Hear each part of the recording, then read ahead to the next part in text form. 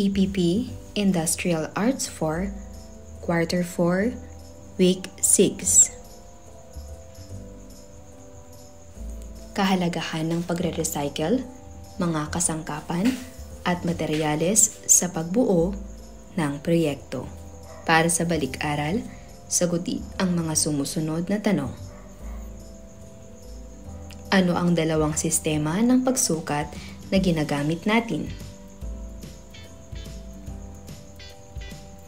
Kunin ang ruler at hanapin ang mga sumusunod. 5 inches, 12 inches, 1 feet, at 1/2 inch. I-convert ang mga sumusunod. 12 inches papunta sa feet, 1/2 feet papunta sa inches, 1 inch papunta sa centimeter.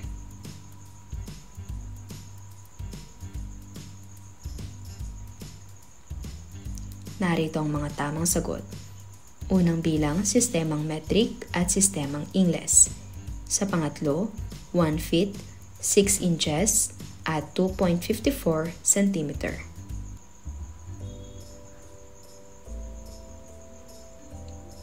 Ating talakayin ang kahalagahan ng pagre-recycle. Ang pagre-recycle ay isang paraan ng pagproproseso upang makabuo o makagawa ng panibagong produkto mula sa mga materyales na hindi na kailangan at itatapon na lamang bilang basura.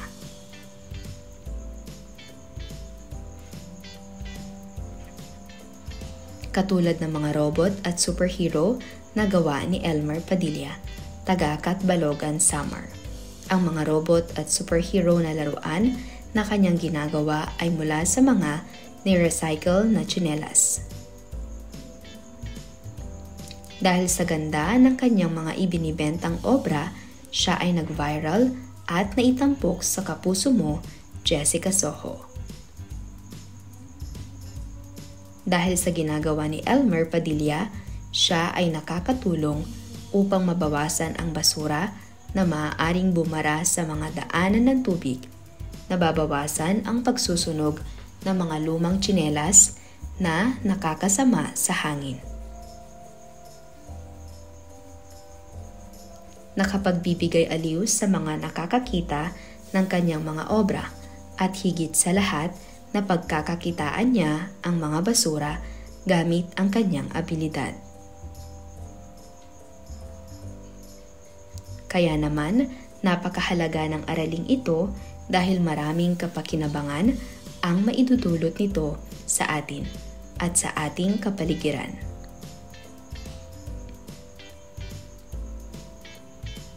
Pagre-recycle, proseso ng pagkuha ng mga gamit na materyales na maaaring itapon na at muling paggamit sa mga ito upang makagawa ng bagong produkto. Greenhouse effect. Ito ay proseso kung saan ang init na dala ng araw ay sinisipsip ng mga greenhouse gases sa atmosphere at ibinubuga sa lahat ng direksyon. Ang mainit na enerhiyang ito ay ibinubuga papalik sa mundo para magbigay ng sapat na init. Pollutants ay mga substansya o material na nagdudulot ng polusyon sa kapaligiran. Ang mga ito ay maaaring nasa anyong gas, likido o solido at maaaring magmula sa iba't ibang bagay tulad ng mga industriya, sasakyan, agrikultura at iba pang mga aktibidad ng tao. Reuse, reduce, recycle. Ito ay tatlong mahalagang prinsipyo ng pamamahala ng basura na naglalayong bawasan ang epekto ng tao sa kapaligiran. Ang mga prinsipyong ito ay tumutulong sa pag-iwas sa polusyon, pagtitipid ng mga likas na yaman, at pagpapababa ng basura na napupunta sa mga landfill. Sagutin ang mga tanong gamit ang larawan. Ano ang inyong nakikita sa larawan? Batay sa larawan, Anong materyales ang ginamit upang makabuo ng produkto?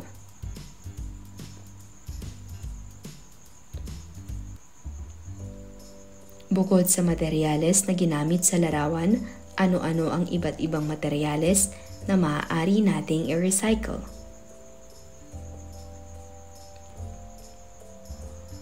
Paano nakatutulong sa ating kalikasan ang pagre-recycle?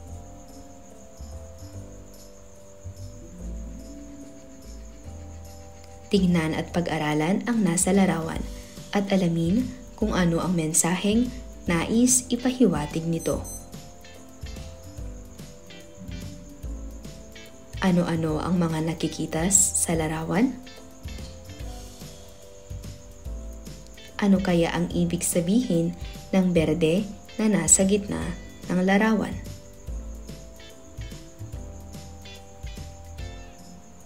Nakakita ka na ba ng mga katulad ng nasa larawan?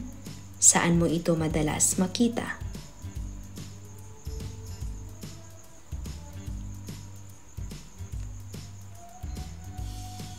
Ano kaya ang mensaheng nais iparating ng larawan?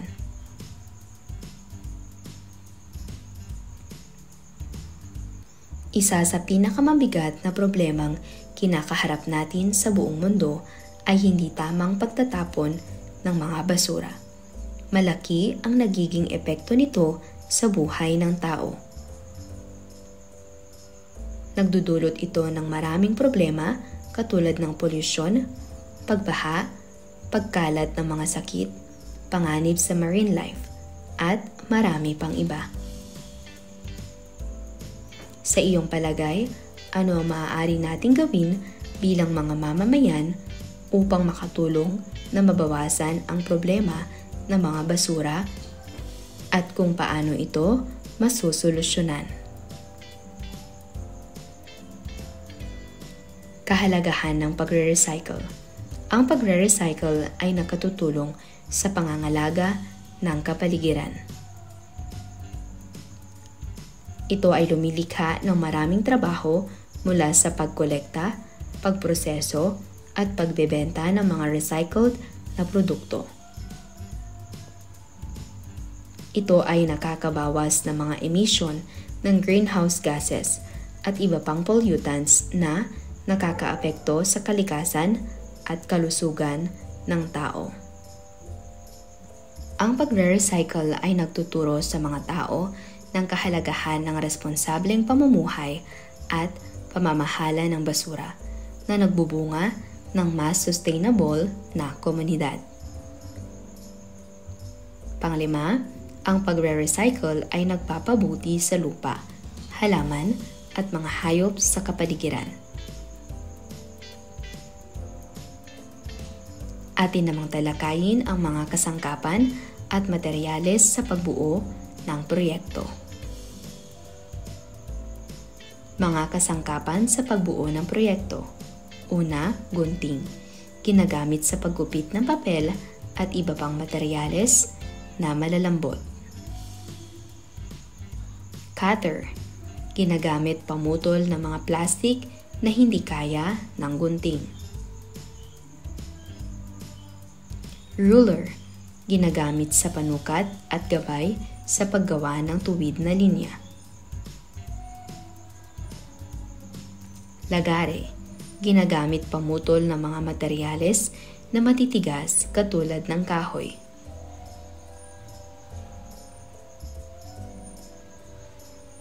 May lagari rin na ginagamit para sa bakal. Martilyo. Ginagamit bilang pamukpok ng pako o pambunot nito. Glue gun. Ito ay dekuryenteng kasangkapan na ginagamit bilang pandikit gamit ang glue stick. Soldering iron. Ito ay dekuryenteng kasangkapan na ginagamit sa pagdurugtong ng mga wire connections. Maaari din itong gamitin pang butas ng plastic. Narito naman ang mga materyales na maaaring i-recycle. Lata ng gatas o sardinas. Maaari itong gawing pen holder, alkansya, flower vase, o kaya naman gawing taniman ng mga halaman, lalo kung walang lugar na mapagtaniman. Kahon.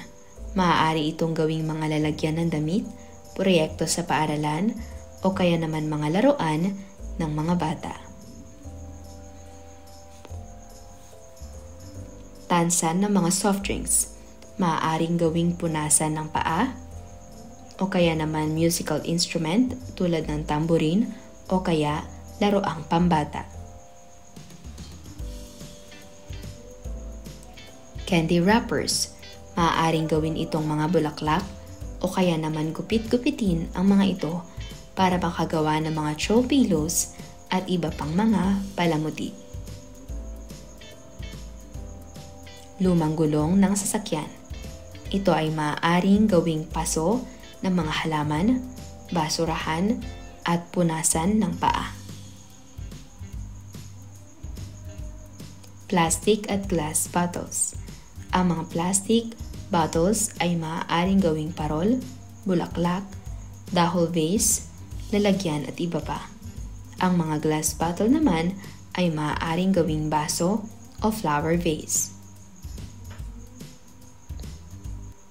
Lumang dyaryo, karton o papel. Ang mga material na ito ay maaaring gawing paper mash, basket, bulaklak at marami pang iba.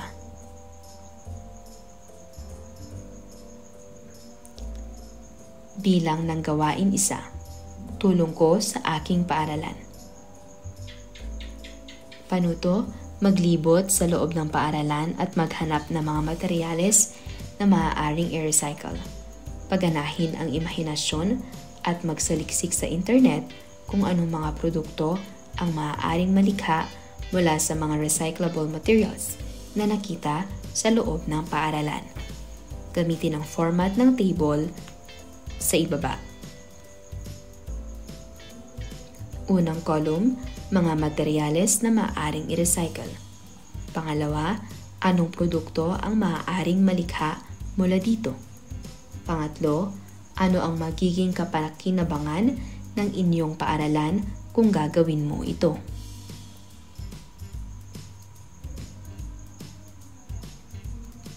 Para sa pagsusulit, gawin kung ano ang hinihiling sa iyo. Ano ang pagre-recycle? Magbigay ng kahalagahan ng pagre-recycle.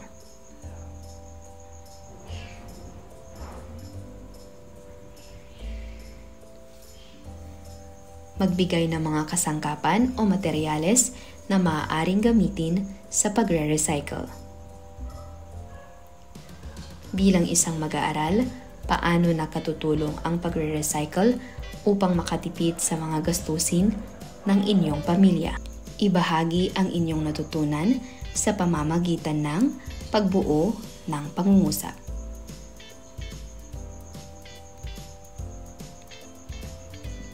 Natutunan ko na, napagtanto ko na, gagamitin ko ang natutunan ko sa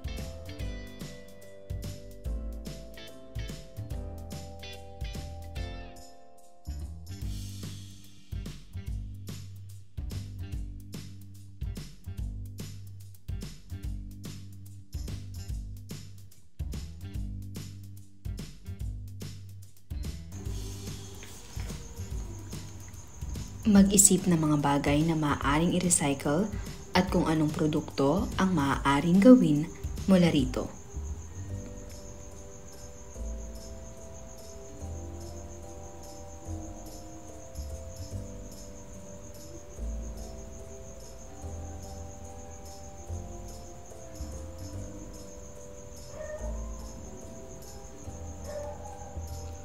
Narito ang maaaring mga posibleng sagot.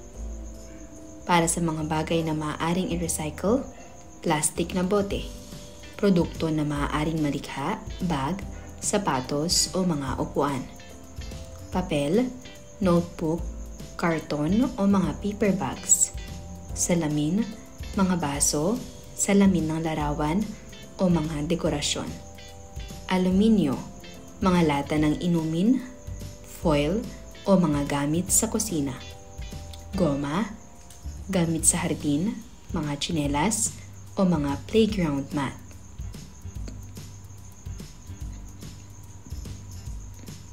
Sagutin ang mga sumusunod na tanong ayon sa iyong pagkakaunawa sa aralin. Ano ang kahalagahan ng pagre-recycle sa ating kalikasan? Tama, ang pagre-recycle ay nakakatulong sa pagbawas ng basura at polusyon, kaya't pinapalakas nito ang kalikasan at nakakatulong sa pagpreserba ng mga likas na yaman. Makakatulong din ito upang mabawasan ang mga landfill at mapabuti ang kalidad ng hangin at tubig.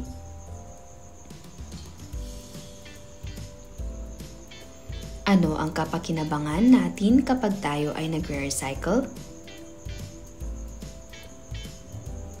Mahusay, ang pagre-recycle ay nakakatulong sa pagpapababa ng mga gastusin sa paggawa ng bagong produkto. Nakakatipid tayo sa enerhiya at nakakatulong sa pagpapabuti ng ating kalikasan para sa mga susunod na henerasyon. Para sa inyong takdang aralin, pagmasdan ang paligid ng iyong tahanan. Ilista ang mga recyclable materials na marami sa inyong lugar.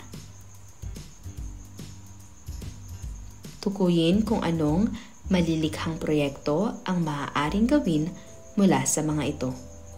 Isalaysay ito sa klase bukas.